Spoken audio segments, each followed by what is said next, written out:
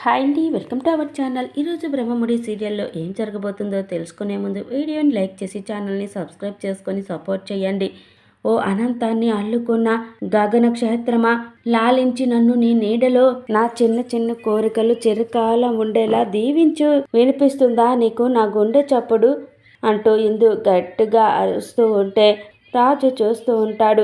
ఈరోజు ఈ రేయి ఈ క్షణం ఇలాగే శాశ్వతంగా ఉండిపోవాలి, బాయ్ బాయ్ అని ఇందు అరుస్తూ ఉంటే, వామ్మో ఇదేంటి పిచ్చిదానిలా ఎగురుతుంది, ఎవరికి బాయ్ చెప్తున్నావు పద అంటూ రాజు ఇందుని అక్కడి నుంచి తీసుకెళ్తూ ఉంటే, నా బెలూన్ పోయింది రాజు, నా బెలూన్ను పిలు అని ఇందు అంటూ ఉంటుంది.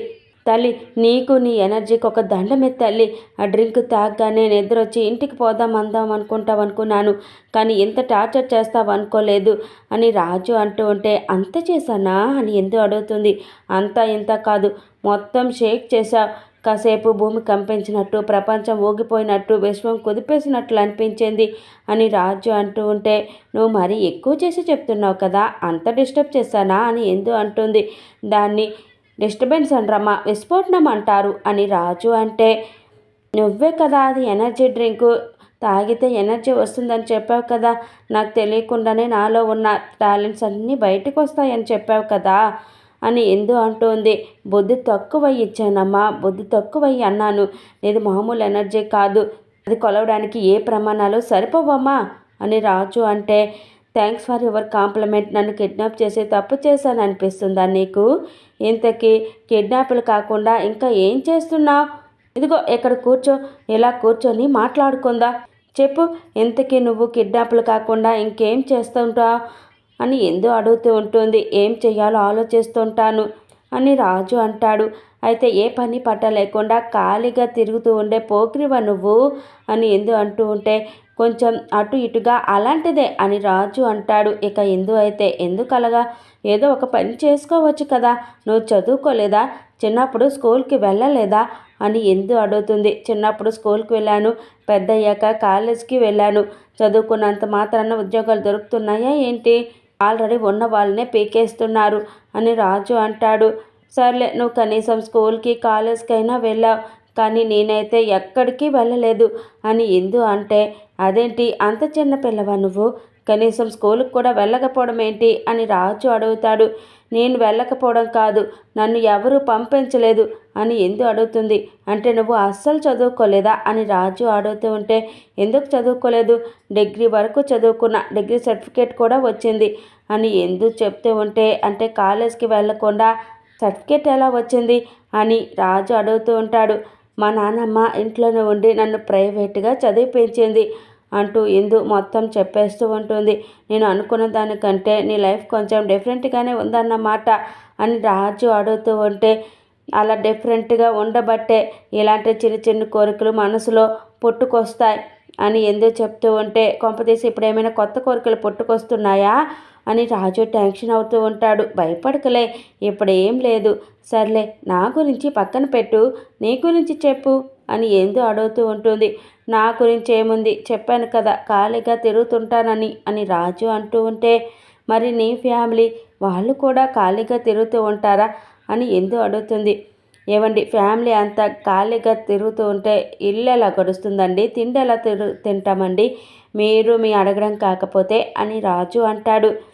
ఇక ఇందు అయితే, సరే సరే మీ అమ్మ నాన్న నీతో ప్రేమగా ఉంటారా అని ఎందు అడుగుతూ ఉంటే, మా అమ్మ ఉంటుంది కానీ నాన్న ఉండరు, ఒక ముద్ద ఎక్కువ తింటే సిగ్గు లేదురా తినడానికే, ఏం పని చేస్తున్నావు, ఏం సంపాదిస్తున్నావని, ఏం సాధించావని ఒక్కటే నస పెడుతుంటాడు మా నాన్న. నాన్న అనే పదానికి తెలుగులో ఎన్నో పర్యాయ పదాలు ఉన్నాయి, కానీ వ్యతిరేక పదం మాత్రం మా నాన్నే. అలాంటి నాన్న పగోడికి కూడా ఉండకూడదని రోజు ఆ దేవుణ్ణి కోరుకుంటుంటాను అని రాజు చెప్తూ ఉంటే, అయ్యో మరి అంత స్ట్రిక్టా మీ నాన్న అని ఎందు అంటుంది. స్ట్రిక్ట్ కాదు, శాడిస్టు. ఇకపోతే అమ్మ ఒక మీద తక్కువ తింటే నీరసం వస్తుందిరా అని తిడుతుంది అని రాజు చెప్తూ ఉంటే, అంతేనా, అన్నదమ్ములు అక్క చెల్లెళ్ళు ఎవరూ లేరా అని ఎందు అడుగుతుంది.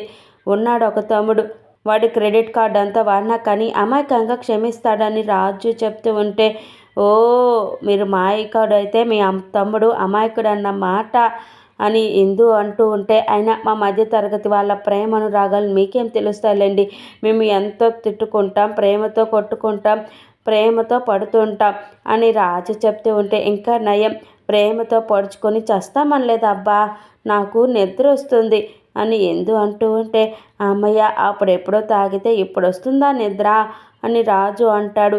కానీ నేను నిద్రపోవాలంటే నువ్వు ఒక పాట పాడాలి అని ఎందు అడగడంతో, ఏంటి నేను పాట పాడాలా? నేనేం గాన గంధర్వుని కాదు, ప్రొఫెషనల్ సింగర్ని కాదు అని రాజు అంటాడు. ఆ క్వాలిఫికేషన్స్ లేకపోయినా పర్లే, ఏదో ఒక పాట పాడేసాయి అని ఎందు అంటుంది. నాకు అసలు పాట పాడడం రాదు, పైగా నా గొంతు కూడా బాగలేదు అని రాజు అంటూ ఉంటే, ఏమైంది ఆ గొంతుకి? నాతో మాటలు మాడి బాగానే పోటీ పడుతున్నావు కదా, పాట పాడు. నీకేం పోటీలు పెట్టట్లేదు, మార్కులు వేసి అవార్డులు ఇవ్వట్లేదు, నోరు మూసుకొని పాడరా అని ఇందు అనేసరికి, ఏంటి రానా అని రాజు షాక్ అవుతూ ఉంటే, అవునరా, నువ్వు పాడకపోతే రా అనే అంటాన్రా, చెప్పరా పాట పాడవరా అని ఎందు అంటూ ఉంటే, అమ్మ ఇన్ని రాలొద్దమ్మా, నేను పాట పాడతాను, పాటే కదా కావాల్సింది, ఒక మంచి పాట పాడతాను, నువ్వు హ్యాపీగా బజ్జవచ్చు, ఓకేనా? రాజు ఇందు కోసం పాట పాడుతూ ఉంటే, ఇంకా ఇందు రాజు ఒళ్ళోనే నిద్రపోతూ ఉంటుంది. మరోవైపు రేఖ, మేము అడిగినట్టుగా 1,00,00,000 రూపాయలు నువ్వు ఇవ్వగానే అర్థమైంది చక్రి, కనీసం నువ్వు ఇస్తానన్నా 50 లక్షలైనా ఇస్తే మేము వెళ్ళిపోతాం అని అంటూ ఉంటే, ఎంత ఇవ్వాలి? 50 లక్షలా అంటూ చక్రి పగలబడి నవ్వుతూ ఉంటే రేఖ, భూషణ్ షాక్ అయిపోతూ ఉంటారు. ఎందుకలా నవ్వుతున్నారు చక్రి అని భూషణ్ అడుగుతాడు. నువ్వు నా దగ్గర 10 సంవత్సరాలుగా అప్పు తీసుకుంటూనే ఉన్నావు కదా, తిరిగి ఇచ్చావా? ఇవ్వలేదు. ₹1 అంటే ₹1 కూడా ఇవ్వలేదు. డబ్బులు తీసుకునేంత వరకు నా ఇంటి చుట్టూ తిరిగావు, ఆ డబ్బులు వసూలు చేసుకోవడం కోసం నన్ను నీ చుట్టూ తిప్పుకున్నా అని చక్రి సీరియస్ అవుతూ ఉంటాడు. అదేం లేదు, నీకు డబ్బులు ఇవ్వాలని చాలా ట్రై చేశాను అని రేఖ అంటే, ట్రై చేయడం కాదు, చెప్పిన టైంకి ఇవ్వాలి, అలా అయితేనే నమ్మకం ఉంటుంది, మళ్ళీ అడిగితే ఇవ్వాలనిపిస్తుంది అని చక్రి అంటాడు. ఇంతకు ముందంటే ఇవ్వలేదు, కానీ ఇప్పుడు ఖచ్చితంగా ఇస్తాను, కావాలంటే నీకు ఇవ్వాల్సిన దానికంటే ఎక్కువ ఇస్తాను, ఈ ఒక్కసారికి నన్ను నమ్ము చక్రి అని రేఖ ప్రాధాయపడుతూ ఉంటుంది.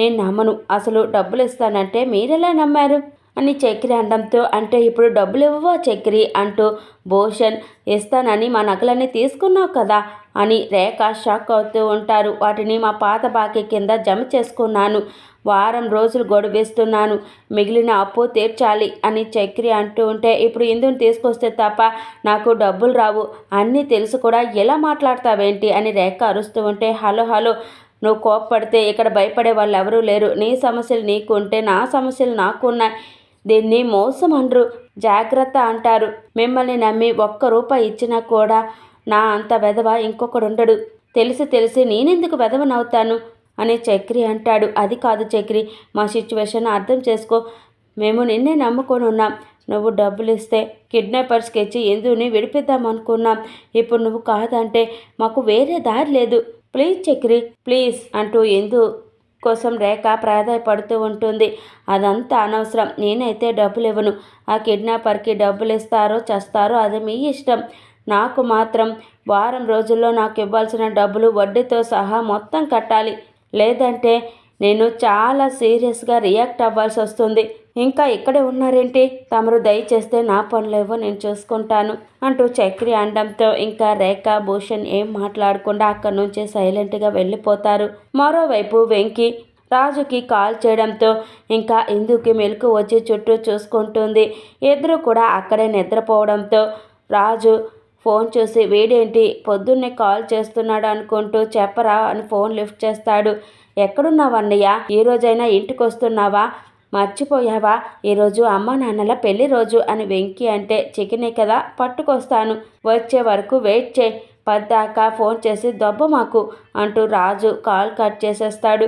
ఏంటి మీ ఫ్రెండా అని ఎందు అడుగుతూ ఉంటే, కాదు మా తమ్ముడు అని రాజు అనడంతో, ఓహో తమరికి తమ్ముడు కూడా ఉన్నాడా అని ఎందు అడుగుతుంది. వాడు నాలంటోడు కాదు, చాలా మంచోడు అని రాజు చెప్పడంతో, అంటే నువ్వు మంచోడు కాదని ఒప్పుకున్నావు కదా, సరే చికెన్ అంటున్నావేంటి అని ఎందు అడుగుతుంది. తినటానికి అని రాజు అనడంతో తినటానికే కానీ అని ఎందు అడుగుతూ ఉంటే అమ్మ తల్లి నీ ప్రశ్నల పరంపర ఆపుతావా? ఈరోజు మా అమ్మ నాన్నల పెళ్లి రోజు చికెన్ వండుకొని సెలబ్రేట్ చేసుకుంటాం అంతే అని రాజు చెప్తూ ఉంటే అంతేనా ఇంకేం చేసుకోరా? నీ బర్త్డేని ఎలా సెలబ్రేట్ చేసుకుంటారు అని ఎందు అడగడంతో ఏముంది అందరూ విష్ చేస్తారు, చికెన్ వండుకొని తినేస్తాం, సెలబ్రేట్ చేసుకుంటాం.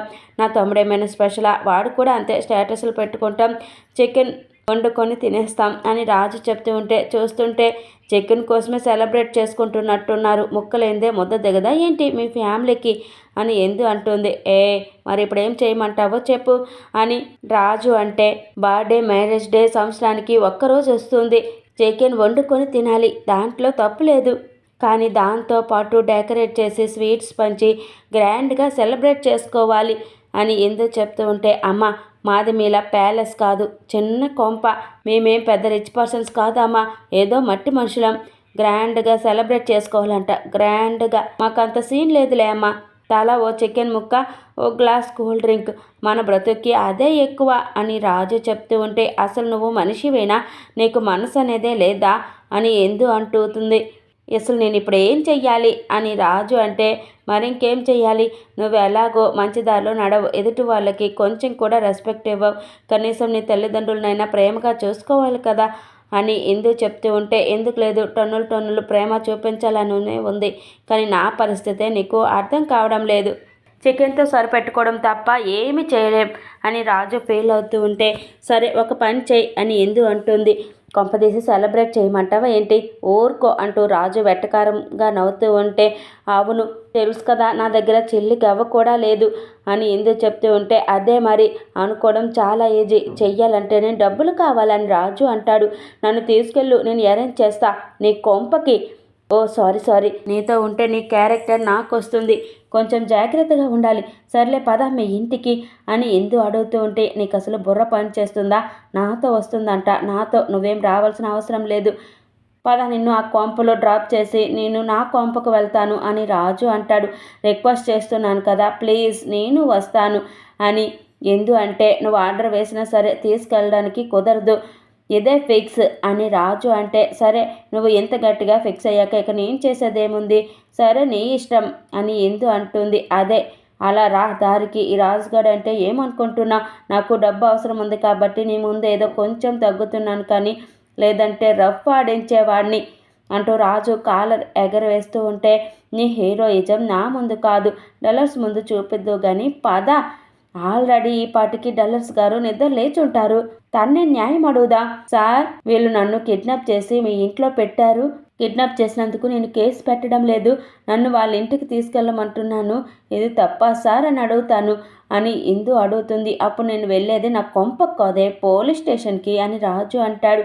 మరి నువ్వు నీ ఇంటికి వెళ్ళాలంటే ఏం చెయ్యాలి, అర్థమైందా? గుడ్ బాయ్, అర్థమైపోయింది అని ఎందు అంటూ ఉంటే అసలు నన్ను ఇలా తగులుకున్నావేంటే నువ్వు అని రాజు ఫీల్ అవుతూ ఉంటాడు. హలో మాస్టారు నేనేం తగులుకోలేదు, నువ్వే నన్ను కిడ్నాప్ చేస్తావు అని ఎందు అంటుంది. నువ్వింకేం మాట్లాడొద్దు, ఇలా బెదిరించి సాధిస్తున్నావు చూడు అని రాజు అంటూ ఉంటే ఇదిగో డబ్బుల గురించి నువ్వేం భయపడకు, జీరో బడ్జెట్తో నేను సెలబ్రేట్ చేస్తాను అని ఎందు చెప్తూ ఉంటే ఏంటి జీరో బడ్జెట్నా, అంత టాలెంట్ ఉందా నీకు, నిన్ను తీసుకెళ్తే ఇంట్లో నా పరిస్థితి ఏంటో అని రాజు ఆలోచిస్తూ ఉంటే ఇంకేం ఆలోచిస్తున్నావు, నువ్వు ఇలా టైం వేస్ట్ చేస్తే ఇప్పుడెక్కడ నన్ను ఎవరైనా చూస్తే మళ్ళీ నీకే ప్రాబ్లం అని ఎందు అంటుంది. అది కాదు మా వాళ్ళని అడిగితే నువ్వు ఎవరని చెప్పాలి అని రాజు అంటాడు. ఏముంది నేను మీ అంటూ ఎందు ఆలోచిస్తూ ఉంటే అది మాత్రం నేను చెప్పను అని రాజు అంటాడు. హలో అంత సీన్ లేదు, నువ్వు ఏదేదో ఊహించుకోకు, నీ ఫ్రెండ్ కదలాడడం నీకు ఊహల్లో బ్రతకడం చాలా ఎక్కువ అనుకుంటా, నేను ఒక ఈవెంట్ ప్లానర్ అని చెప్పు అని ఎందు అనడంతో నువ్వు ఈవెంట్ ప్లానరా అంటూ రాజు పగలబడి నవ్వుకుంటూ ఉంటాడు. సరే మరి డల్లర్స్ దగ్గరికి వెళ్దాం అంటూ ఎందు బ్లాక్మెయిల్ చేస్తూ ఉంటుంది. లేదు నువ్వు ఈవెంట్ ప్లానర్వే, చాలా బాగా పెద్ద పెద్ద ఈవెంట్లు చేస్తావు అని రాజు అంటూ ఉంటే ఒప్పుకున్నావు కదా అని ఇందు అంటుంది. ఒప్పుకోక చేస్తానా, ముందు ₹1,00,00,000 రాని ఆ తర్వాత నీ తాట తీస్తానని మనసులో రాజు అనుకుంటూ ఉంటే తీసేవులే కానీ పద అని ఇందు అంటుంది. పదండి అంటూ రాజు అక్కడి నుంచి వెళ్తూ ఉంటే ఇంకా ఇందు నవ్వుకుంటూ ఏదో బాగుంది, ఎప్పుడు మనకి చెప్పేవాళ్ళే కానీ మనం పని చెప్తే చేసేవాళ్ళు ఉండాలి అని ఇందు చాలా సంతోషిస్తూ ఉంటుంది. మరోవైపు చలపతి పాడైపోయిన రేడియో రిపేర్ చేసుకుంటూ ఉంటే వెంకీ బట్టలు ఆరేసుకుంటూ ఉంటాడు. ఇంకా ఇంతలో రాజు ఇందుని తీసుకొని అక్కడికి వస్తాడు. ఇంకా రాజు వాళ్ళ అమ్మ అంట్లు తోముతూ ఉంటుంది. ఇందు ముగ్గురిని కూడా ఏంటిది అని ఇందు షాక్ అవుతూ ఉంటే ఇదే నా కొంప, మా అమ్మ నాన్న తమ్ముడు అని రాజు చెప్తూ ఉంటే అది కాదు, వీళ్ళ పెళ్లి రోజు కదా, రెడీ అవ్వకుండా ఎలా ఉన్నారేంటి, అసలు పెళ్లి రోజు అన్నట్టు ఎవరిలోనూ కూడా కనిపించట్లేదేంటి అని ఇందు అడుగుతూ ఉంటుంది. హలో మిస్ ఈటింగ్ ప్లానర్ అని రాజు అంటూ ఉంటే ఈటింగ్ కాదు ఈవెంట్ ప్లానర్, ఈవెంట్ అని ఇందు అంటూ ఉంటుంది. ఏదో ఒకట్లే, చెప్పాను కదా middle class care of address మా ఫ్యామిలీ అని, ఇప్పుడైనా అర్థమైందా అని రాజు చూపిస్తూ ఉంటే ఏంటి అర్థమయ్యేది, నువ్వైనా చెప్పాలి కదా అంటూ ఇందు రాజు ఇద్దరు కూడా గొడవ పడుతూ ఉంటారు. అయితే వెంకీ వాళ్ళిద్దరిని అలా చూసి షాక్ అవుతూ నాన్న అంటూ అరిచేసరికి చలపతి లక్ష్మి ఉలిక్కిపడి ఏంట్రా అలా అరిచావు, మీ అమ్మ చూడు జడుచుకొని ఎలా అయిపోయిందో అని చలపతి అంటూ ఉంటే ఒకసారి చూడు నాన్న నువ్వు కూడా జడుచుకుంటా అని వెంకీ చెప్పడంతో ఇంకా చలపతి రాజు పక్కన ఇందుని చూసి షాక్ అయిపోతూ ఉంటాడు. ఇక తర్వాత ఎపిసోడ్లో ఫంక్షన్ చేయడానికి మా దగ్గర డబ్బులు ఎక్కడ ఉన్నాయి అని చలపతి అడుగుతూ ఉంటే ఈవిడ గారు 0 బడ్జెట్లోనే ఫంక్షన్ మొత్తం చేసేస్తారంట అని రాజు చెప్తూ ఉంటాడు. మీ 25 సంవత్సరాల పెళ్లి సంబరాలు అంబరం అంటేలా నేను చేస్తాను అంటూ ఎందు అందరినీ ఒప్పిస్తుంది. ఇంకా లక్కీని నందును కూడా పిలుస్తుంది. కొబ్బరి కొమ్మలు కొట్టించి ఇంటి ముందు పందిరి వేస్తుంది. నందు ఇందు కలిసి చలపతి లక్ష్మిని రెడీ అవ్వమని చెప్పేసి ఏ పని చేయనివ్వకుండా వాళ్ళిద్దరే చూసుకుంటారు. ఇంకా అక్కడే ఉన్న వాళ్ళందరినీ కూడా ఫంక్షన్కి పిలుస్తారు. అయితే ఇందును చూసి లక్ష్మి చలపతి చాలా సంతోషపడుతూ ఉంటారు. ఇంకా ఇందు చెప్పినట్టుగానే లక్ష్మి చలపతులకు పూలదండలు మార్పించి ఇద్దరికి పాయసం తినిపించుకోమని చెప్పి చాలా గ్రాండ్గా 0 బడ్జెట్లోనే పెళ్లి రోజు జరిపిస్తూ ఉంటుంది. Please subscribe my channel. Thank you for watching.